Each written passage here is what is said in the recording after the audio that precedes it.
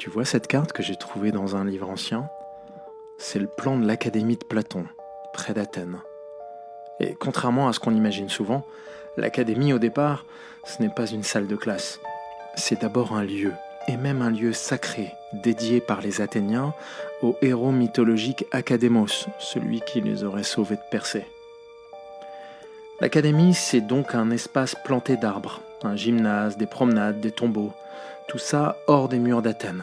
Enfin, à l'époque, bien sûr, parce que maintenant, l'Académie, c'est un petit jardin municipal, en plein dans le centre-ville. Platon y enseigne la philosophie au IVe siècle avant Jésus-Christ.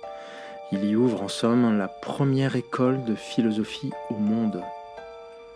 Donc quand on dit académie, il ne faut pas imaginer une université moderne, il faut imaginer plutôt un lieu de vie philosophique, puisque c'est là-bas que Platon avait acheté sa maison et qu'il y recevait ses disciples.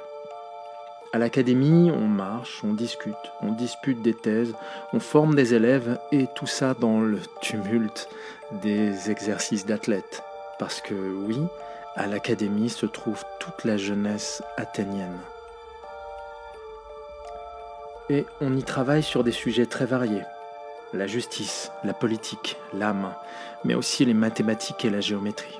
Athènes étant une démocratie, il fallait former toute cette jeunesse dorée aux futures charges politiques qu'elle était susceptible d'exercer. Quelques siècles plus tard, Cicéron raconte quelque chose de très beau dans son De Finibus.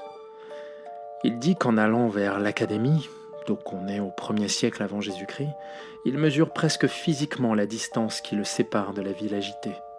Comme si philosopher, c'était déjà sortir du bruit, franchir un espace et entrer dans un autre rythme. L'Académie, c'est donc plus qu'une école. C'est un lieu où l'on apprend à vivre, à penser et à chercher la vérité en commun. Et d'ailleurs, école pour un grec, skolé, ça voulait dire loisir. Et le loisir, c'est le temps propre de la philosophie. Chez Platon, philosopher, ce n'est pas seulement lire, exposer ou exprimer des idées.